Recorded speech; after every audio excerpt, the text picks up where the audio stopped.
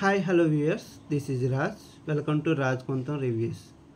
మొదటిగా మాట్లాడుకున్నట్లయితే wild card entries ద్వారా ఎవరెవరు రాబోతున్నారు, ఎప్పుడు రాబోతున్నారు అనే విషయంలోకి వచ్చినట్లయితే మొదటగా వచ్చే పేరు సోషల్ మీడియాలో చక్కర్లు కొడుతున్న పేర్లు అయితే కొన్ని సేకరించాను. అలాగే నేను సేకరించిన సమాచారం ప్రకారం ఒక నలుగురి పేర్లను అయితే సేకరించాను. సో వాళ్ళెవరు అనే విషయం మీతో పంచుకోవాలనుకుంటున్నాను. మొదటిగా హరితేజ. ఈమె చాలా బాగా యాక్ట్ చేయగలదు, నామినేషన్లో డిబేట్ చేయగలదు, కామెడీ బాగా పండించగలదు, బాగా మాట్లాడగలదు. సో ఇప్పుడున్న కంటెస్టెంట్లకు ఈమె చాలా టఫ్ కాంపిటీషన్ ఇచ్చే ఛాన్సెస్ అయితే లేకపోలేదు. టాప్ 5లో ఉండే ఛాన్సెస్ కూడా ఎక్కువగా కనిపిస్తున్నాయి.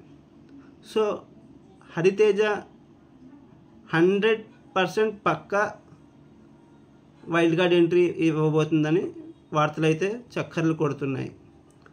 రెండవ పేరు వచ్చేసి రోహిణి. ఈమె బిగ్ బాస్ సీజన్ 3లో శివజ్యోతి వల్ల అనవసరంగా నామినేట్ అయ్యి ఎలిమినేషన్ కావాల్సి వచ్చింది. తనకు పెర్ఫామ్ చేసే స్కోప్ కూడా లేకుండా పోయింది. చాలా తక్కువ కాలం అయితే బిగ్ బాస్ సీజన్ 3లో ఉంది. సో తన టాలెంట్ని చూపించుకునే ఆ ఛాన్సెస్ అయితే రాలేదు తనకి. ఇప్పుడు వైల్డ్ కార్డ్ ద్వారా బిగ్ బాస్ సీజన్ 8లోకి అడుగు పెట్టనుంది.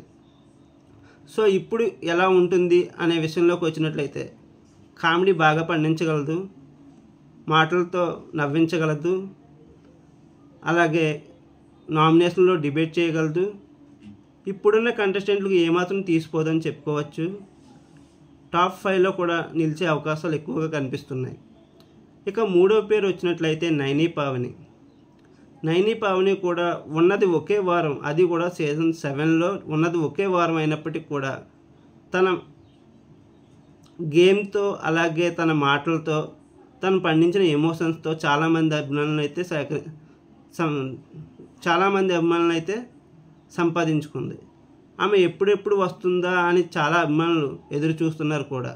సో ఈమె కూడా ఇప్పుడున్న కంటెస్టెంట్లకు ఏమాత్రం తీసుకోకుండా టఫ్ కాంపిటీషన్ ఇవ్వగలదు అని చెప్పుకోవచ్చు.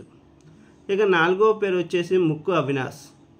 అవినాష్ అంత పెద్ద క్యాండిడేట్, టఫ్ కాంపిటీషన్ ఇచ్చే క్యాండిడేట్ కాదని నా అభిప్రాయం. కామెడీ పండించగలడు. Maybe top 6 or 7 he can get.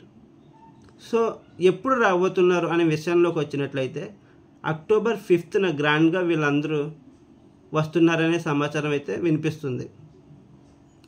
ఇక ఇప్పుడు నామినేషన్లో ఎవరున్నారు, ఈ వారంలో ఎవరెవరు ఎలిమినేట్ కావచ్చు అనే విషయంలోకి వచ్చినట్లయితే మొదటిగా అభయ్ ఓటింగ్లో చాలా లీస్ట్ పొజిషన్లో ఉన్నాడు. ఎలిమినేట్ అయ్యే ఛాన్సెస్ చాలా ఎక్కువ కనిపిస్తున్నాయి. రెండవ పేరు ప్రేరణ. ఈమెకి ఫ్యామిలీ ప్రాబ్లమ్స్ ద్వారా సెల్ఫ్ ఎలిమినేట్ అయ్యే ఛాన్సెస్ ఎక్కువ కనిపిస్తున్నాయి. సెల్ఫ్ ఎలిమినేషన్ అయ్యే ఛాన్సెస్ కూడా ఉన్నాయి. ఈమె హస్బెండ్ వాళ్ళ అమ్మమ్మ గారు అయితే చనిపోయారు.